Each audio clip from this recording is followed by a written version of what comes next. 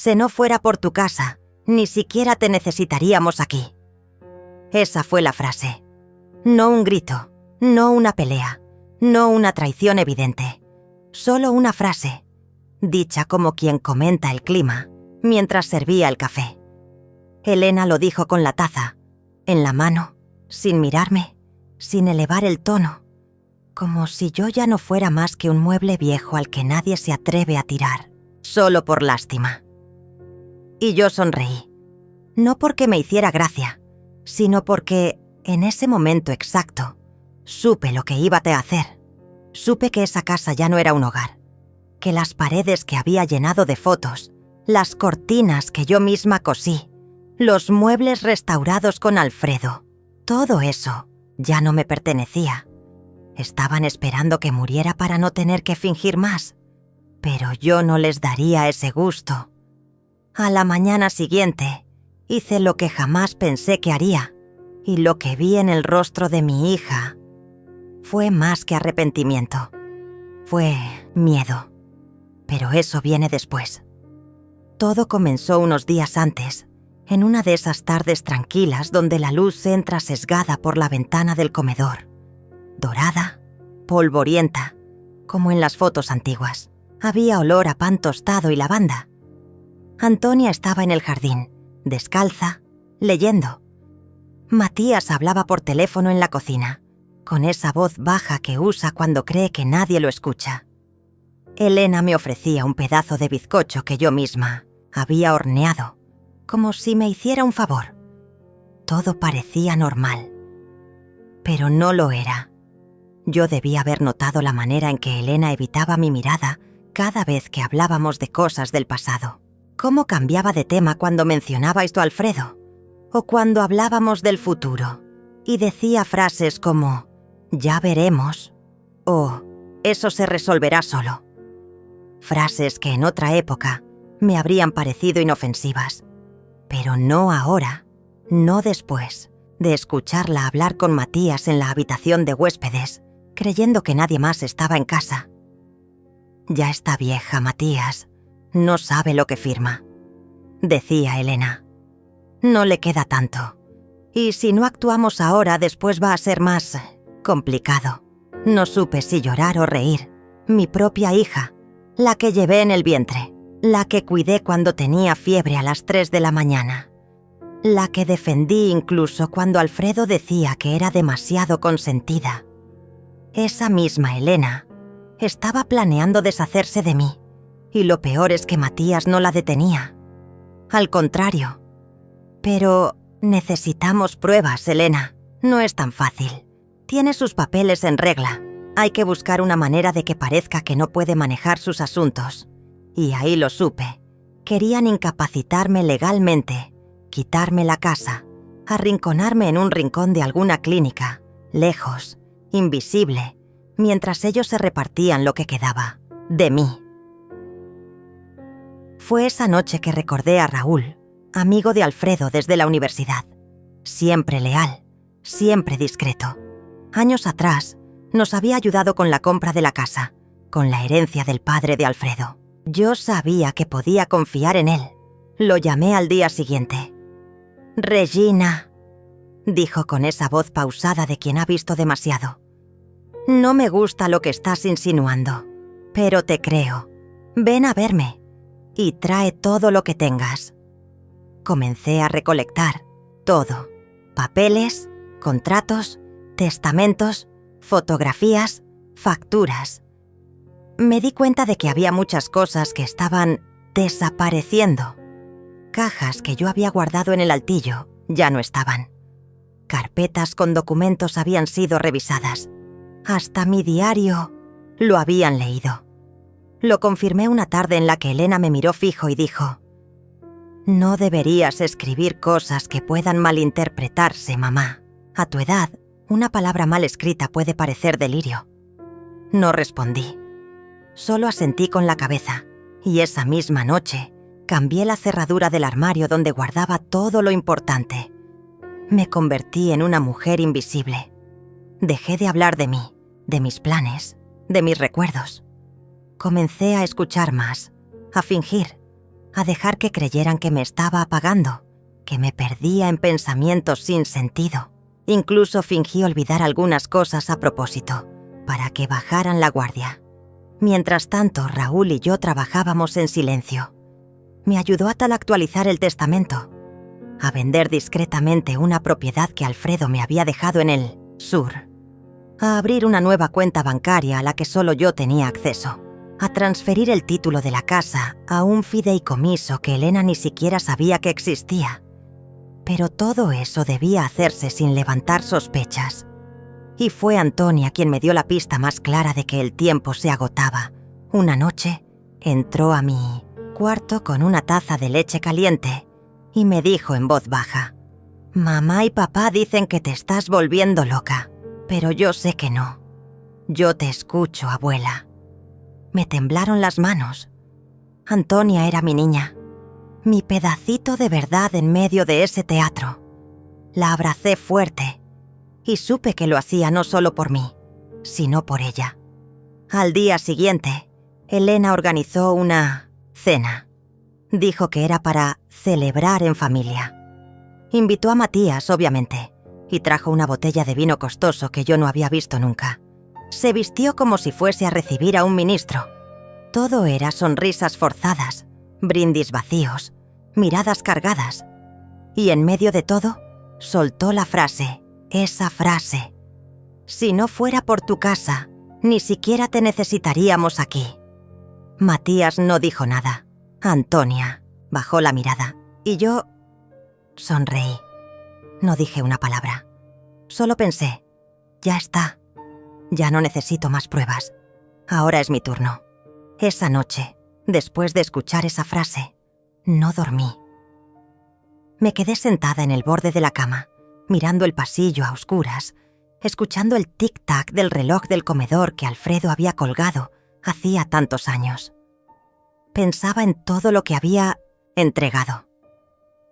Las veces que pospuse mis propios sueños para cuidar de Elena, los turnos dobles que tomaba cuando Alfredo enfermó, las cenas en silencio cuando ya nadie agradecía el esfuerzo. Pensaba en la casa, en cómo cada rincón tenía algo de mí. Esa grieta en la pared del pasillo que apareció cuando Antonia aprendía a correr. La mancha en la alfombra que nunca salió después del cumpleaños número 8 de Elena. El armario donde escondí cartas de amor que Alfredo me escribió cuando aún no nos habíamos casado. Y ahora, esa casa era su excusa para mantenerme viva. Un estorbo útil, si no fuera por tu casa. Como si yo fuese un adorno heredado que nadie se atreve a tirar, solo por protocolo. Pero lo que Elena no sabía era que ya no era su casa. Raúl y yo habíamos cerrado todo. Legalmente, la propiedad ya no estaba a mi nombre directo. Estaba protegida, blindada. Elena no podría reclamar nada sin pasar por mí. Pero eso no era suficiente. Necesitaba más. No solo defenderme. Quería exponerlos. Quería que el mundo viera lo que habían hecho. Que no pudieran seguir fingiendo. Fue entonces cuando Antonia me dio la llave que faltaba.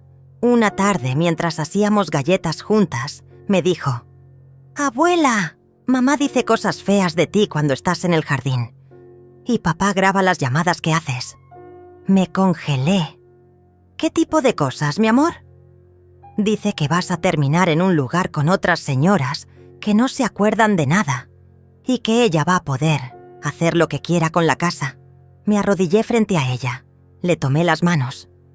«¿Tú me crees, Antonia?» Ella asintió con lágrimas en los ojos.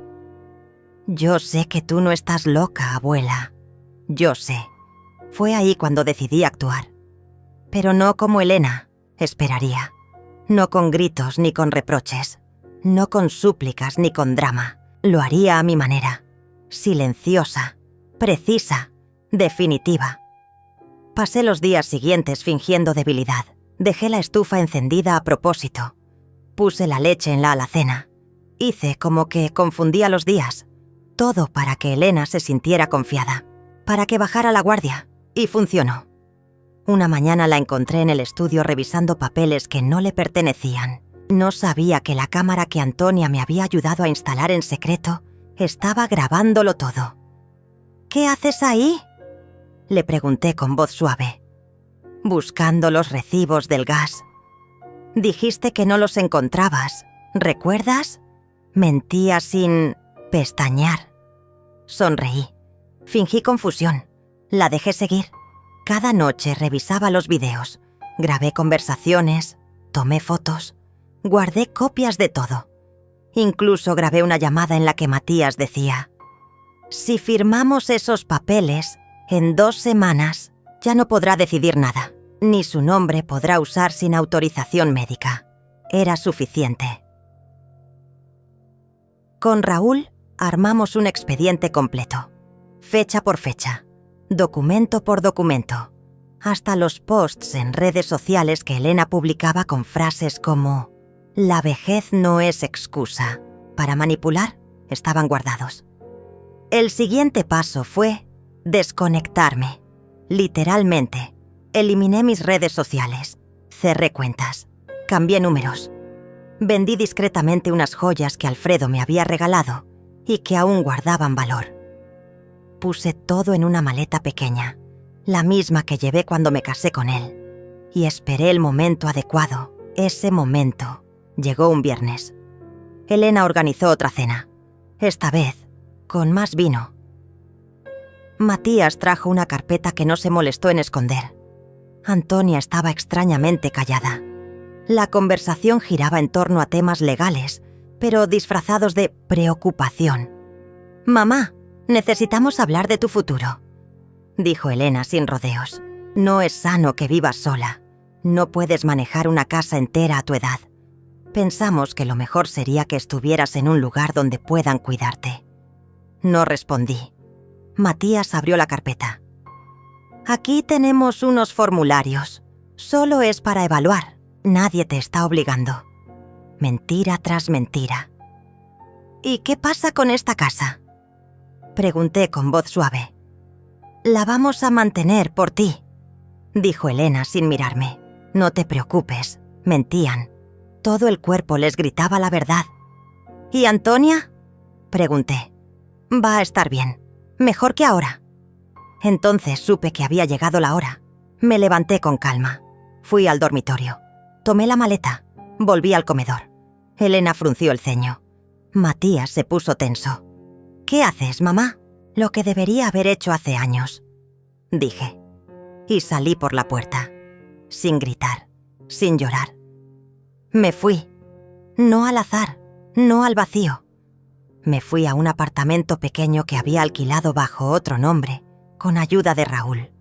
Tenía todo lo que necesitaba: luz, silencio y una tetera que aún silbaba como las de antes. Durante días no supieron nada de mí, hasta que llegó la carta. La recibieron con un mensajero. Elena la abrió y encontró, punto por punto, todo lo que habían dicho, grabado, documentado, archivado. Las pruebas, las fechas, los videos, los audios, la venta de la otra propiedad, el cambio en el testamento, la transferencia de la casa. Todo legal, todo irreversible. Antonia me escribió al día siguiente. Vi cómo se puso mamá. Gritó, rompió cosas, pero yo solo quería decirte gracias. Sonreí.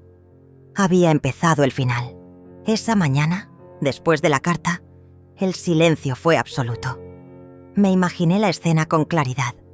Elena abriendo el sobre con ese gesto tenso que heredó de Alfredo.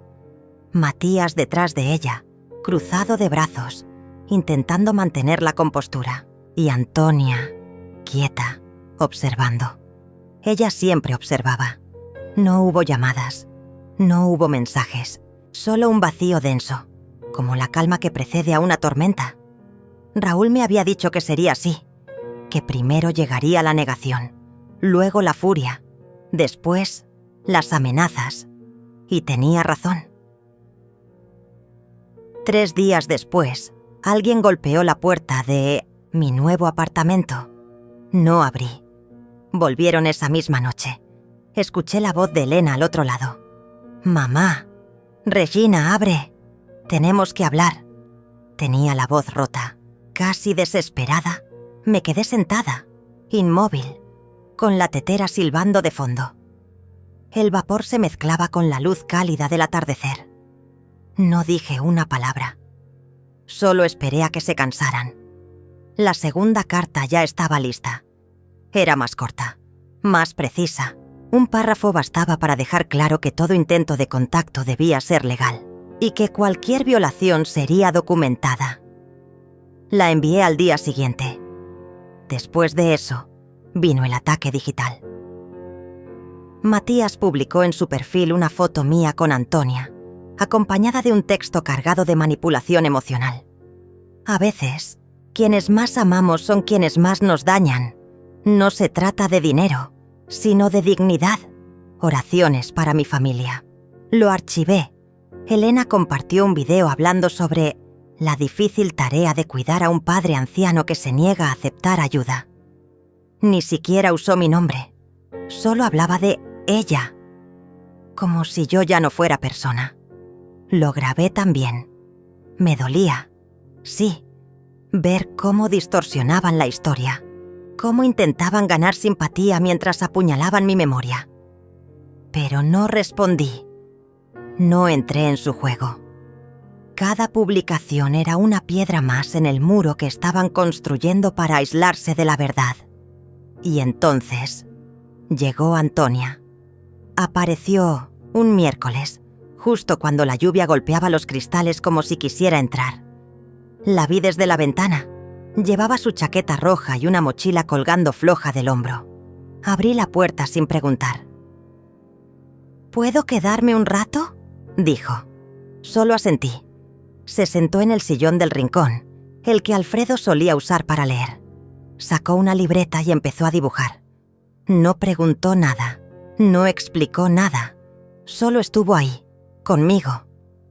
Y ese silencio fue más reparador que cualquier disculpa. Después de unos minutos dijo: «Mamá y papá están diciendo que te fuiste porque no quieres a nadie». La miré. Sus ojos estaban tranquilos, pero tristes. «¿Y tú qué piensas?» «Yo pienso que te fuiste porque ya estabas cansada de que nadie te viera. Y que estás más viva que nunca. Esa noche cocinamos juntas. Ella peló papas mientras yo preparaba sopa. Reímos con cosas pequeñas, con los gestos torpes del gato callejero que a veces se asomaba por la ventana, con la historia de cómo Alfredo una vez confundió azúcar con sal y arruinó una receta entera. Fue nuestra tregua, nuestro pequeño refugio. Pero también fue una chispa, porque al día siguiente, Antonia publicó una foto, solo una. Era un dibujo, mi rostro con líneas suaves pero firmes, y una frase debajo. Ella no está loca, solo estaba cansada de fingir, que no veía. La imagen se viralizó entre sus amigos, luego entre otros, y en pocos días, las personas empezaron a preguntarse qué estaba pasando en esa familia que parecía tan perfecta. Elena reaccionó con furia. Me envió un correo frío, casi clínico. Amenazó con demandarme por alienación familiar y manipulación de menor. Lo imprimí. Lo guardé en la carpeta. Raúl me llamó ese mismo día. «Van a intentar ensuciarte por todos lados, Regina. Pero cada palabra que ellos dicen los hunde más. Ya tenemos todo. Solo falta el cierre». «¿Y cuándo será ese cierre?» «Cuando tú decidas. Esto ya no es una guerra. Es un entierro». Esa noche tomé una decisión. Convocaría a Elena y Matías, en mi terreno, con mis reglas, sin testigos, sin cámaras, solo una última conversación, no para reconciliación, sino para que escucharan por primera vez en años lo que nunca se atrevieron a enfrentar. Los cité en la casa antigua, la misma donde se originó todo, donde empezó la grieta. Llegaron puntuales. Elena con rostro tenso, Matías con los labios apretados. No saludaron, no preguntaron cómo estaba, solo se sentaron en la sala, como si esperaran instrucciones. «Gracias por venir», dije. «No tenías derecho a desaparecer así», soltó Elena de inmediato. «Nos dejaste expuestos. Nos ridiculizaste». La miré fijamente. Lo único que hice fue mostrar lo que ya eran. Yo no inventé nada. Matías bufó. ¿Y crees que esto es justicia? ¿Arruinar tu propia familia? No arruiné nada. Solo quité la máscara. Se hizo un silencio espeso. Entonces les mostré la carpeta. Les leí cada transcripción. Les mostré cada audio, cada publicación, cada intento de internarme sin justificación médica, cada frase cruel, cada mentira. No grité, no lloré, solo hablé. Y cuando terminé, Elena ya no podía sostenerme la mirada. Matías fingía indiferencia, pero sus manos temblaban. «¿Qué quieres de nosotros?», preguntó ella finalmente. «Nada». «Entonces, ¿por qué todo esto?» «Porque no soy invisible». Me levanté. «Esta casa ya no les pertenece. Esta historia tampoco. Pueden seguir con sus versiones, con sus teatros, pero no voy a estar más ahí». Para aplaudirles desde la sombra, fui a la puerta. Se terminó. Salieron sin responder. Esa fue la última vez que los vi. Después de aquella última conversación en la casa antigua, el silencio volvió. Pero esta vez no fue una tregua. Fue una rendición. No de mi parte, de ellos. Elena no volvió a buscarme. Matías borró todas sus publicaciones. No hubo más videos, ni indirectas, ni correos con amenazas mal disfrazadas de preocupación. Pero esa calma no me tranquilizaba. La conocía bien. Era la calma del miedo, la de quien se sabe expuesto y empieza a moverse en las sombras para salvar lo que aún puede. Yo no bajé la guardia, no después de todo lo vivido, porque sabía que lo más peligroso de ellos no era el odio, sino la desesperación. Antonia seguía escribiéndome de vez en cuando. Mensajes breves pero llenos de vida. Me mandaba fotos de sus dibujos, pequeñas anécdotas del colegio, y una vez incluso me escribió: «No sé si me parezco a ti, abuela, pero cuando camino sola y no tengo miedo, siento que sí». Guardé ese mensaje en mi caja de madera, la misma donde Alfredo solía guardar las cartas que me escribía cuando viajaba. Raúl, por su parte, se convirtió en una especie de sombra protectora. Nos reuníamos 2 veces por semana en una cafetería discreta, siempre en mesas al fondo, donde nadie pudiera escucharnos. Él me mantenía al tanto de los movimientos legales, de las maniobras que Matías intentaba a través de su contacto en la notaría, de los rumores que empezaban a circular en ciertos círculos sociales. «Han intentado convencer a una jueza, amiga de Matías, para que declare que no estás en tus facultades mentales», me dijo una tarde. «Pero ya tenemos pruebas de todo. Audio, videos, testigos. Lo que intenten ahora será inútil». «Lo sé», respondí mientras revolvía mi té de menta con calma. «Pero quiero que quede registrado. Todo, incluso su derrota». Fue entonces cuando surgió la idea del documento final. Un testamento, sí, pero también una memoria. Una pieza legal que no solo repartiera bienes, sino que contara mi verdad. No como víctima, sino como mujer. Como madre, sí, pero sobre todo como persona que decidió dejar de callar. Lo escribí a mano durante varias noches, con letra firme, sin tachones. Cada párrafo tenía un peso emocional que me obligaba a respirar hondo antes de seguir. Empecé así: «Me llamo Regina, y durante mucho tiempo creí que amar significaba soportar, que cuidar era ceder, que ser madre era desaparecer». Hasta que un día me miré al espejo y no supe quién era. Esta es la historia de cómo volví a encontrarme. Raúl lo leyó en silencio. Cuando terminó me miró con los ojos vidriosos. «Esto va a dolerles más que cualquier juicio», dijo. «No es para hacerles daño. Es para que, Por una vez, en mis miecins, sus vidas, escuchen sin poder interrumpirme. Lo registramos con notario, con firma, con copia en digital y papel. Todo quedó sellado, intocable. Luego vendí la casa antigua. No se lo dije a nadie. Solo lo hice. La vendí a una pareja joven que esperaba su primer hijo. Ella lloró cuando entró al cuarto que había sido de Antonia. Me dijo que podía imaginar los cuentos antes de dormir, las risas, las carreras por el pasillo.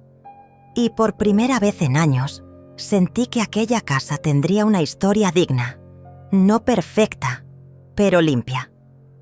Transferí el dinero a una cuenta nueva, a nombre mío y de Antonia, bajo una cláusula de protección.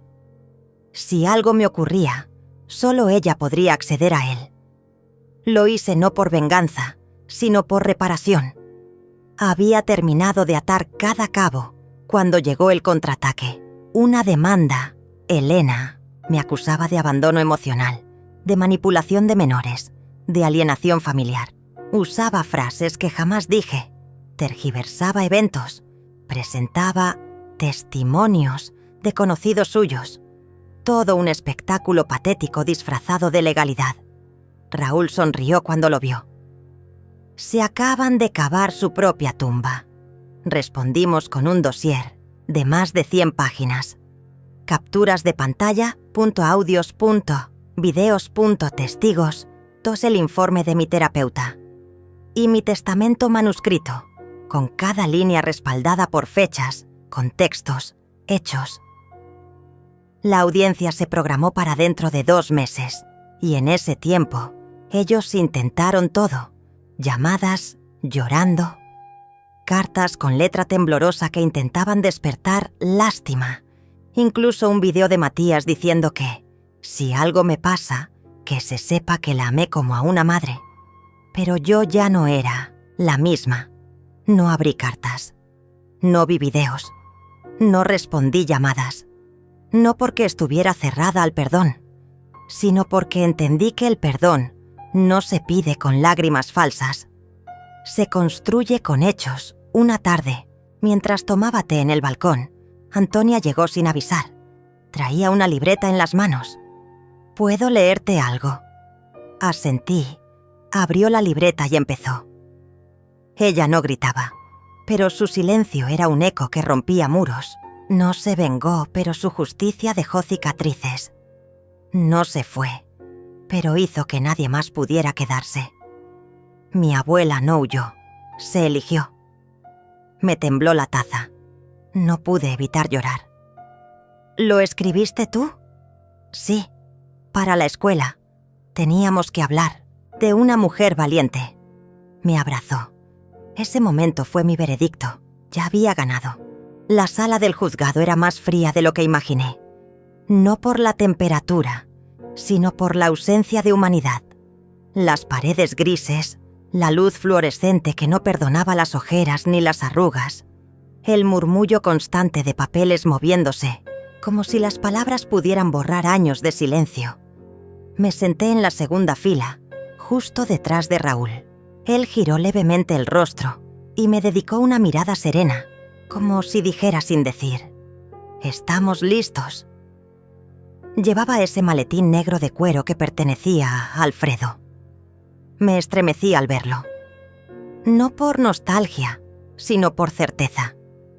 Porque, de alguna forma, él también estaba allí, observando. Elena entró poco después, vestida de gris claro, con un pañuelo de seda que no combinaba con su rostro endurecido. Matías la seguía de cerca, como un perro que teme perder el hueso. Se veían agotados. No como quien ha trabajado duro, sino como quien ha mentido demasiado. No cruzaron miradas conmigo, pero sentí su incomodidad. Era la primera vez que me veían en pie, sin temblar, sin llorar, sin suplicar. Y eso los descolocaba más que cualquier testigo. El juez, un hombre de rostro inexpresivo, de esos que aprenden a leer entre líneas más que en las páginas, abrió la sesión con formalidad. Los abogados hablaron primero.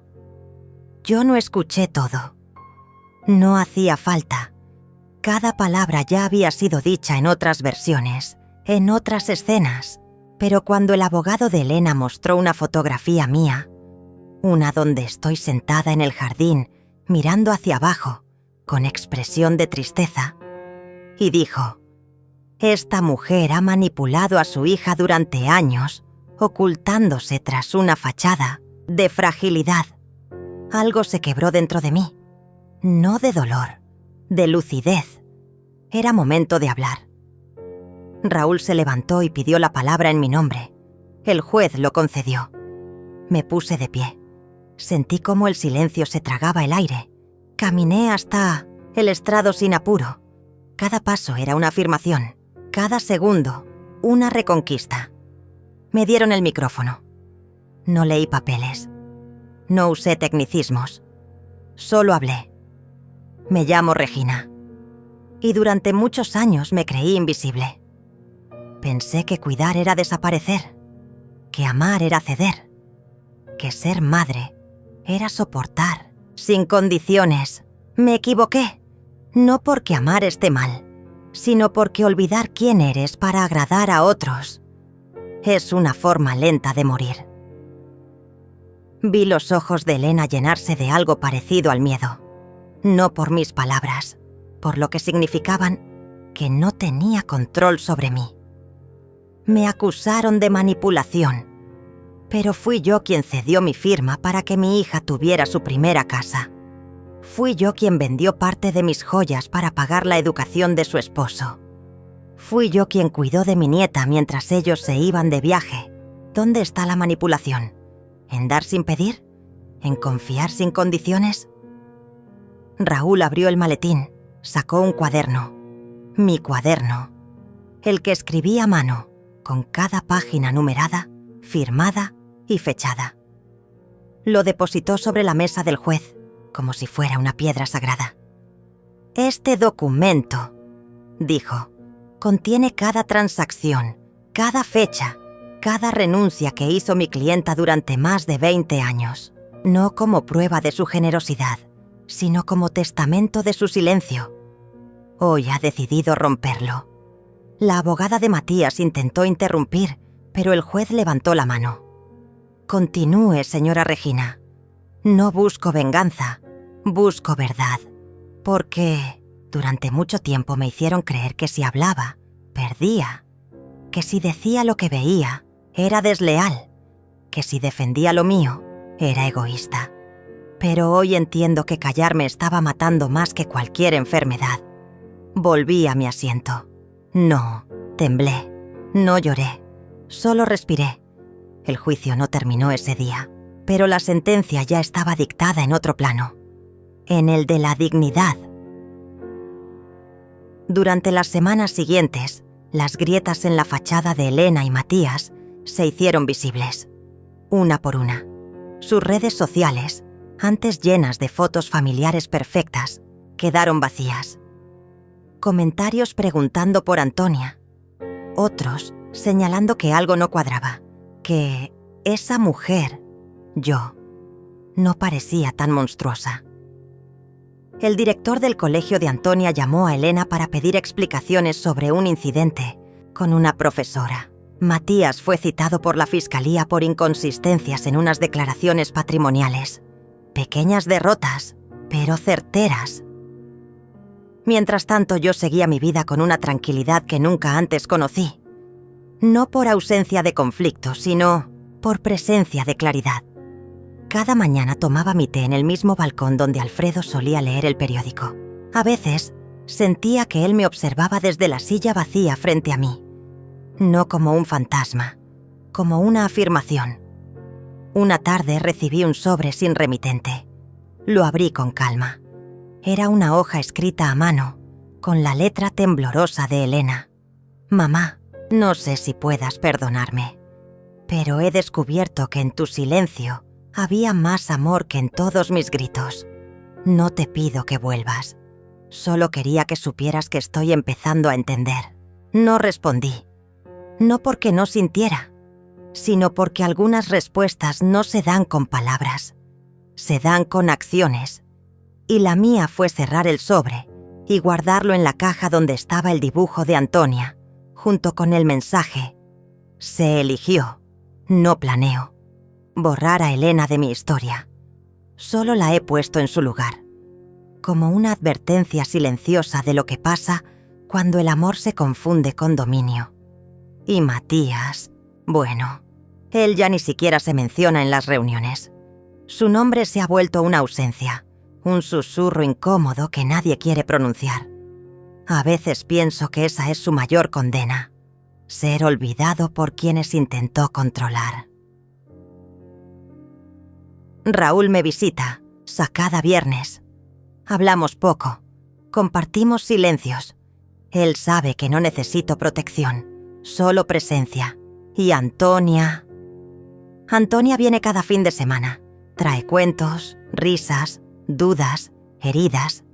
Y en sus ojos veo una versión mía que no se rindió, que siguió caminando, que entendió que a veces, para reconstruir, hay que perderlo todo.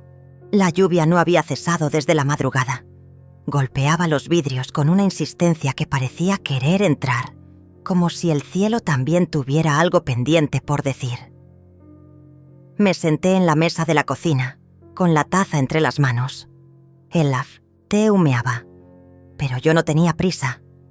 Había aprendido a convivir con el silencio, con las pausas largas, con ese espacio entre lo que uno siente y lo que uno hace.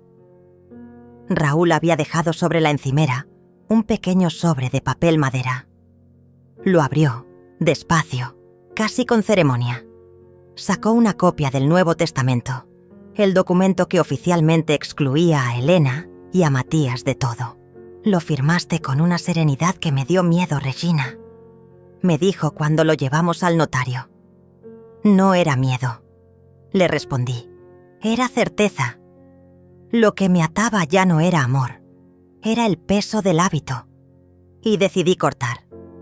Habían pasado 3 semanas desde el juicio. 3 semanas sin llamadas de Elena, sin gritos, sin mensajes dramáticos de Matías. Pero eso no era paz, era espera. Sabía que volverían. No porque me amaran, porque no sabían existir sin controlar. Y volvieron. Una mañana, la cámara del portón captó su auto estacionado al frente. Elena bajó primero. Llevaba el cabello recogido, el mismo abrigo verde que heredó de mí años atrás. Matías se quedó en el asiento del conductor, nervioso, moviendo las manos como si ensayara lo que iba a decir. Antonia no estaba. No la traían desde hacía meses. Ya no era útil para ellos. Apreté el botón del portón para evitar que tocaran el timbre. Aparecí en la pantalla. Elena alzó la vista, sorprendida. Yo llevaba el cabello suelto, el rostro limpio, los ojos firmes. «Mamá», empezó. «Necesitamos hablar. Ahora no es un buen momento», le respondí sin levantar la voz. «No puedes hacernos esto», dijo Matías desde el auto. «Es tu familia». Me quedé en silencio unos segundos. Luego contesté. «Precisamente por eso. Porque alguna vez lo fueron. Hoy elijo no permitir más daño». Cerré la comunicación. Los vi desde la ventana. Elena lloraba. Pero no de tristeza, de furia, de impotencia. Matías golpeó el volante. Se fueron sin decir más. Ese mismo día recibí una carta, sin remitente, pero reconocí la letra de Matías. La abrí con calma. Era una amenaza velada. Decía que si seguía con esas acciones legales, iban a revelar cosas del pasado que podrían afectarme socialmente. Me reí. No porque no doliera, sino porque no sabían quién era yo ahora. El pasado ya no me avergonzaba. Lo había transformado en aliento. Raúl me ayudó a redactar la respuesta legal. Incluimos las amenazas, las fechas, las grabaciones, las transcripciones de llamadas. Todo estaba documentado. No había espacio para el chantaje. La ley estaba de mi lado, pero más aún, mi conciencia. Una semana después, la directora del colegio de Antonia me llamó. Quería saber si podía pasar a buscarla. Elena no había aparecido, Matías tampoco. Era la tercera vez en el mes. Fui sin pensarlo. Al llegar, Antonia corrió hacia mí como si volviera a respirar después de días sin aire. «Abuela, ¿puedo quedarme contigo un tiempo?» No pregunté más. La llevé a casa, preparé chocolate caliente y encendí la chimenea. No hablamos esa noche. Nos acostamos en silencio, las dos entendiendo que algunas heridas no necesitan palabras, solo espacio. Días después, Raúl volvió con un sobre más grueso. Lo dejó sobre la mesa del comedor. «Esto te pertenece», dijo. Lo abrí. Eran los documentos finales de la venta de la casa. Esa casa, la que me recordaba cada rincón invadido, cada gesto desvalorizado, cada almuerzo fingido. La vendí sin anunciarlo, sin preguntar, sin consultar a nadie. Lo había hecho en secreto, guiada por Raúl, usando una cláusula que me protegía como única propietaria viva. «¿Dónde irás?», me preguntó él. «A un lugar donde nadie me recuerde por lo que aguanté, solo por lo que decidí». Empaqué poco. Guardé fotos de Alfredo, los dibujos de Antonia, mi diario, una chaqueta que él me regaló y una pequeña planta de lavanda que siempre me acompañó en los peores días. Todo lo demás lo dejé. Lo material ya no me definía. Me mudé a un pueblo a 3 horas, un lugar sin pasado, sin rumores, un lugar donde nadie me llamaba la madre de, la suegra de. Allí era solo Regina. Solo eso. Y era suficiente. Antonia venía cada 15 días. Me abrazaba con esa mezcla de ternura y admiración que solo los niños honestos pueden sentir. Le enseñé a plantar, a cocinar pan, a distinguir los cantos de los pájaros. Un día me dijo: «¿Sabes por qué me gusta venir aquí, abuela?» «¿Por qué, amor?» «Porque aquí no tengo que fingir que estoy bien». La abracé. No lloré. Pero algo se deshizo dentro de mí. Un nudo antiguo, un eco de todas las veces que yo tampoco pude decir que no estaba bien. Raúl vino de visita un domingo. Trajo una caja de madera. La puso sobre la mesa con solemnidad. «Es de Alfredo. La guardé para el momento adecuado», dijo. La abrí. Dentro había cartas, escritas por Alfredo antes de morir. Sabía que algo no estaba bien en la familia, que yo callaba demasiado, que me perdía entre las necesidades de los otros. En una de las cartas escribió: «Regina, cuando ya no estés para todos, quizás descubras que siempre fuiste suficiente para ti. Te amo, pero deseo que un día también te ames tú». Me quedé sentada mucho rato con esa carta entre las manos.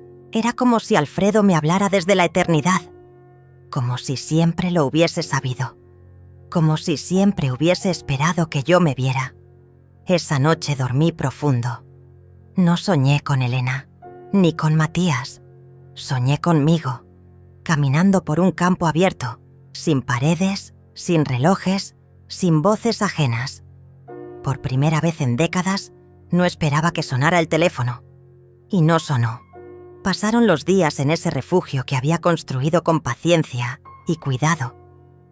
No era solo la casa nueva ni el aire limpio del campo. Era el espacio que había ganado para respirar sin miedo, sin mentiras ni grietas invisibles. Antonia se había convertido en mi luz en medio de tanta oscuridad. Su mirada clara, libre de juicios y máscaras, era el puente que me mantenía anclada a la esperanza. Sin embargo, sabía que la tormenta seguía ahí, al otro lado del mundo que había dejado atrás. No era ingenua. Elena y Matías no se rendirían tan fácilmente. Cada silencio de ellos era una cuenta regresiva para un nuevo intento de control o manipulación. Una tarde, Mientras preparábamos galletas en la cocina, Antonia me preguntó: «Abuela, ¿crees que alguna vez mamá entenderá lo que nos hizo?». Suspiré, con la mezcla de tristeza y amor que me acompañaba siempre cuando pensaba en Elena. «No lo sé, mi amor. A veces las personas solo entienden cuando pierden todo lo que creían tener». Ella asintió, con esa sabiduría que parece no pertenecer a su edad. Al caer la noche recibí una llamada inesperada. Era Raúl. Su voz tenía ese tono grave que alertaba. «Regina, tienes que venir. Es urgente». No pregunté más. Tomé mis llaves y salí sin apagar las luces. La carretera parecía infinita, y cada kilómetro que avanzaba sentía que me acercaba a un campo minado emocional. Cuando llegué, Raúl me recibió con la mirada intensa. «Han descubierto que vendiste la casa», dijo con voz baja. «Elena y Matías están furiosos. Dicen que es ilegal, que deben recuperar ese lugar porque les pertenece». Negué con la cabeza. «No les pertenece nada. La casa siempre fue mía, y la vendí antes de que pudieran tocar ni una sola pared». Raúl me entregó una carpeta con documentos y pruebas. Habían intentado iniciar un proceso legal para anular la venta. Usaban argumentos endebles, manipulaciones emocionales, promesas falsas. «Lo mejor es que te mantengas firme», me aconsejó. «No caigas en provocaciones». Volví a mi casa, sentada frente a la ventana, viendo cómo las luces del pueblo se apagaban una a una. Pensé en Alfredo, en lo que nos había enseñado sobre la fortaleza silenciosa. Al día siguiente, apareció un mensaje en mi teléfono. Un video. Elena, con lágrimas, falsas, hablaba de injusticias, de abandono, de una madre fría que no la entendía. Matías se sumaba con palabras calculadas, pidiendo comprensión y perdón público. La comunidad se dividió. Algunos apoyaban a la hija, otros a mí. Pero el daño ya estaba hecho. El juicio social era una nueva batalla. Me encerré en la calma, en la serenidad que había construido piedra a piedra. No respondí a nada. Dejé que las horas pasaran y preparé un plan. Antonia, con su inocencia, me preguntaba cada noche si algún día todo volvería a ser como antes. Yo le decía la verdad, que a veces asusta más que la mentira. «Nada será igual, cariño, pero podemos crear algo nuevo, más fuerte». Poco a poco, las redes sociales, los mensajes, los llamados dramáticos, se convirtieron en ecos vacíos. Yo tenía pruebas, documentos y una voluntad férrea. Raúl me ayudaba a mantener el control de cada paso, de cada movimiento. Un día, cuando menos lo esperaban, recibieron la notificación definitiva. El proceso legal contra la venta de la casa había sido rechazado. No solo eso. La jueza había ordenado que Elena y Matías se abstuvieran de acercarse a la propiedad, ni a mí bajo amenaza de multas y sanciones. Esa noticia fue el primer golpe real que les di sin levantar la voz. Pero la verdadera batalla no era contra ellos, sino contra el miedo que aún me acechaba en las noches. Por eso, decidí abrirme hacia Antonia. Le conté historias de Alfredo, de mi juventud, de las decisiones que me hicieron la mujer que era ahora. Ella escuchaba atenta, sus ojos grandes y húmedos. «Abuela, cuando escucho esas historias, siento que puedo ser fuerte también», me dijo una tarde, mientras plantábamos flores en el jardín. Sentí que algo se rompía dentro de mí. Esa pequeña semilla de esperanza crecía con cada palabra que compartíamos. Mientras tanto, Elena y Matías intentaban nuevas tácticas. Un día, apareció un video con Antonia, filmado en secreto, donde se le escuchaba decir que quería vivir con su madre. El video circuló rápidamente y muchos se conmovieron. Pero lo que ellos no sabían era que había grabado todo. El testimonio de Antonia, su voluntad real, sin ediciones ni manipulaciones. Con esa prueba, junto con el apoyo legal de Raúl, iniciamos un proceso para que Antonia pudiera elegir dónde vivir. Ella decidió quedarse conmigo, lejos de las mentiras y la violencia, silenciosa. Cuando Elena se enteró, la rabia explotó en una confrontación directa. Vinieron a la casa sin aviso. Gritaron, lanzaron amenazas, intentaron intimidarme. Pero esta vez no temí. Los recibí con calma, con una mirada que decía que no había vuelta atrás. «No se trata de ustedes», les dije. «Se trata de Antonia, de su bienestar. Y eso es lo único que importa». La furia de Elena se convirtió en llanto desconsolado, y Matías, resignado, comprendió que no tenían poder sobre mí. Después de esa noche, todo cambió. Las amenazas cesaron, los gritos quedaron.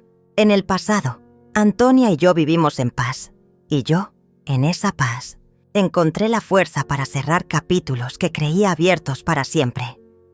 Cada mañana, cuando el sol pinta de dorado el jardín, recuerdo la promesa que Alfredo me hizo en sus cartas, que aprendiera a amarme. Hoy, mientras veo a Antonia correr entre las flores, sé que ese amor comenzó en el silencio, un amor que no necesita gritos para existir, un amor que se construye con paciencia, con decisión, con la verdad inquebrantable de una mujer que, finalmente, se encontró a sí misma. La calma que había encontrado no era una derrota, sino una tregua estratégica.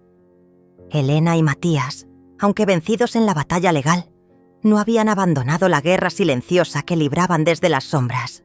Sabía que debía estar alerta. La paz, a veces, es solo la antesala del próximo asalto.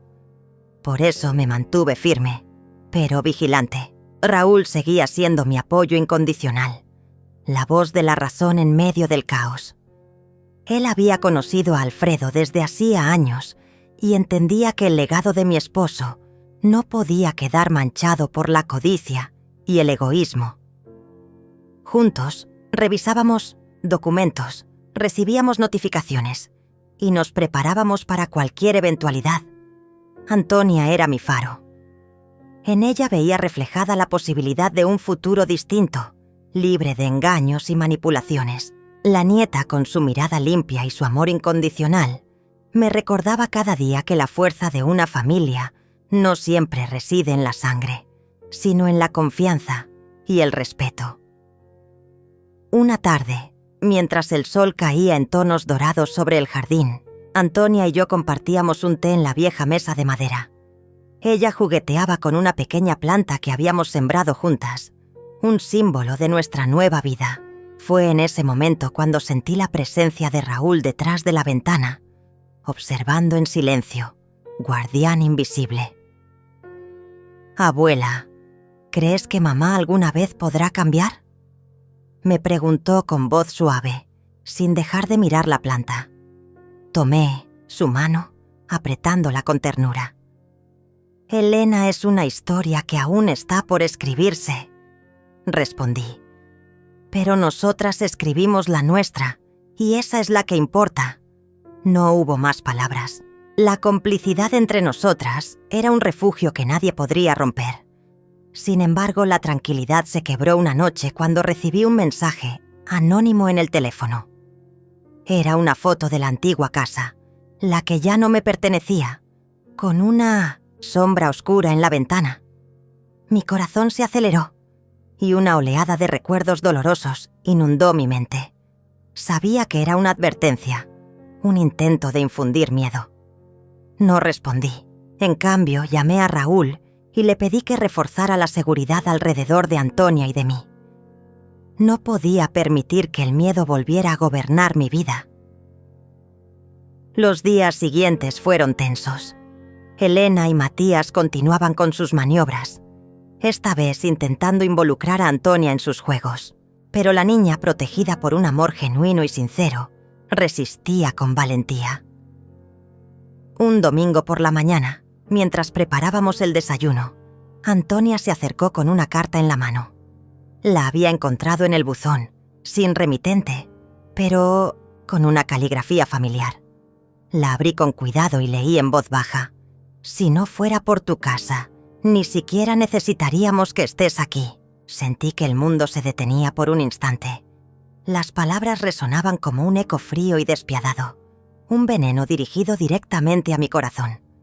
Pero esta vez no hubo lágrimas ni desesperación, solo una sonrisa serena y desafiante. «No», lloré. Solo apreté la carta y miré a María Antonia. Le dije: «Ellos creen que esta casa nos define, pero lo que nos define es lo que construimos juntas, aquí y ahora».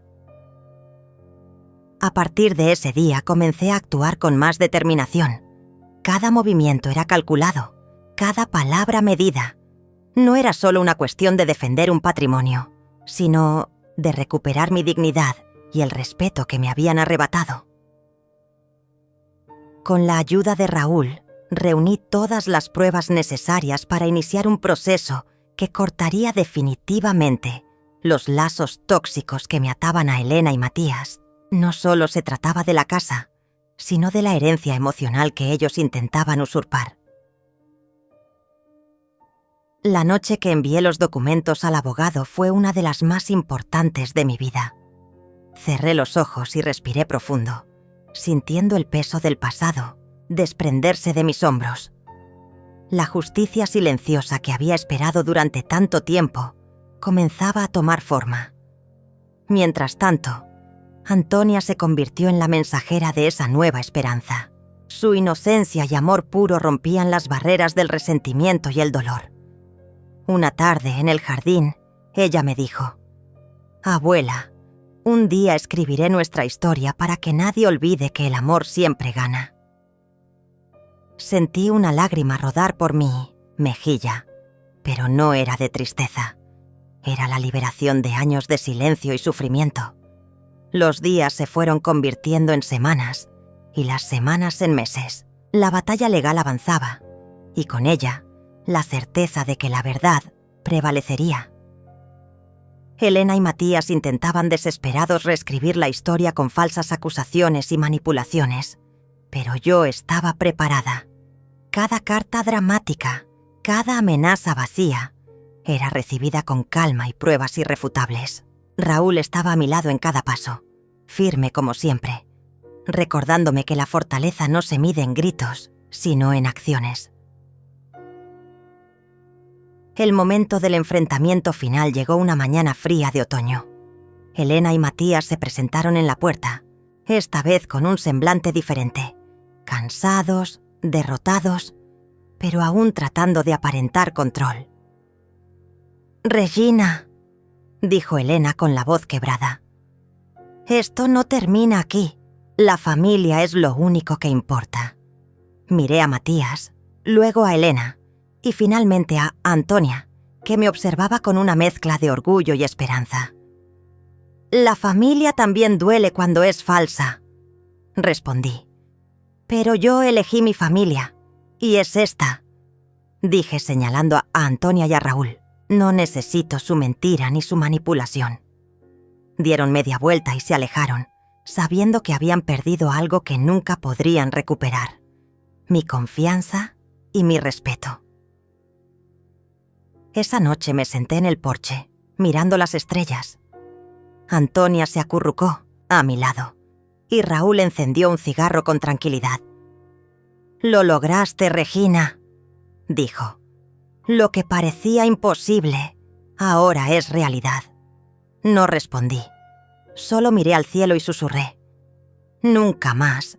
La victoria no se gritó en un tribunal ni en una multitud. Se vivió en el silencio de una mujer que aprendió a protegerse y a quererse. El amor que nos une, Antonia y yo, es un lazo indestructible que ninguna mentira podrá romper. Y así, mientras el mundo seguía girando, yo finalmente encontraba la paz que Alfredo siempre creyó que merecía.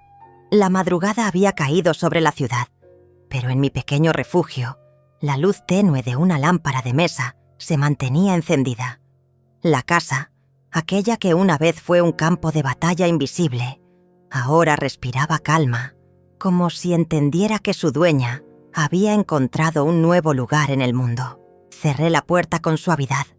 El eco resonó leve, un sonido que parecía marcar el fin de un capítulo y el inicio de otro. Sentada en el sillón del salón, con la mirada fija en la ventana, dejé que la brisa nocturna acariciara mi rostro. Afuera, la luna era una testigo silenciosa que iluminaba el jardín, donde Antonia dormía plácida, envuelta en su manta favorita, ajena a las tormentas que habíamos atravesado juntas. Sentí un nudo en la garganta, una mezcla de alivio y nostalgia que me recordaba que cada cicatriz tiene su historia y cada historia merece su paz. Recordé a Alfredo, su risa grave y sus manos firmes que siempre sostuvieron las mías en los momentos difíciles. Su partida había dejado un vacío que pensé que nunca podría llenar. Pero esa ausencia también me había enseñado a encontrar fuerza en la soledad, a no depender del reconocimiento de otros para existir. Él, que siempre creyó en mi dignidad, estaría orgulloso de la mujer que me había convertido. Raúl, mi aliado inquebrantable, había vuelto hacía unas horas después de cuidar de Antonia durante el día. Él había sido un faro constante, el guardián de mis secretos y el testigo fiel de mi renacer. Su amistad era un regalo silencioso que nunca subestimé, porque en los momentos en que las palabras faltaban, su presencia hablaba por sí sola. Mientras el reloj marcaba las horas con su tic-tac pausado, saqué de la mesa un viejo documento que había guardado celosamente. El testamento modificado que declaraba mis últimas voluntades. Lo contemplé. Las letras manuscritas temblorosas pero firmes. Un símbolo de mi victoria silenciosa. No había gritos ni celebraciones ostentosas. Solo la certeza tranquila de quien sabe que ha recuperado lo que es suyo por derecho y por alma. Encendí una pequeña vela en la mesa y coloqué el papel delante de mí. Con un gesto solemne tomé un encendedor y acerqué la llama al borde del documento. Vi cómo el papel empezaba a quemarse lentamente, dejando volar cenizas que parecían llevarse con ellas el peso del pasado. No lloré. Solo respiré profundo y, por primera vez en mucho tiempo, sentí que estaba completa. La mañana siguiente despertó con la luz suave del amanecer, filtrándose entre las cortinas. Antonia fue la primera en bajar las escaleras. Sus ojos brillaban con la inocencia que nunca dejaría que perdiera. Me abrazó con fuerza y susurró: «Abuela, todo está bien ahora. Estamos libres». Sonreí, sintiendo que esa libertad no era solo física, sino también espiritual. Habíamos atravesado el fuego y ahora podíamos florecer en paz. Mientras preparábamos el desayuno, una sensación de renovación inundó la casa. El aroma del café recién hecho se mezclaba con el canto lejano de los pájaros, un concierto natural que celebraba la vida misma. En ese instante, supe que la verdadera herencia no era la casa ni el dinero, sino la fortaleza que habíamos construido juntas, generación tras generación. Raúl llegó con su habitual sonrisa calmada y se sentó a la mesa.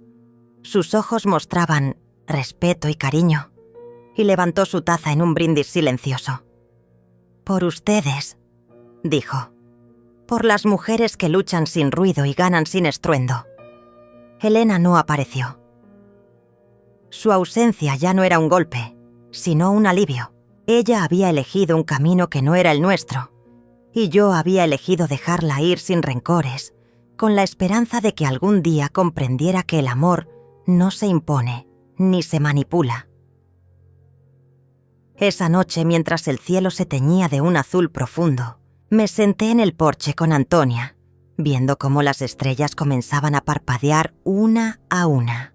Ella, con la mirada fija en el firmamento, me preguntó: «Abuela, ¿qué es lo que más te ha enseñado esta historia?».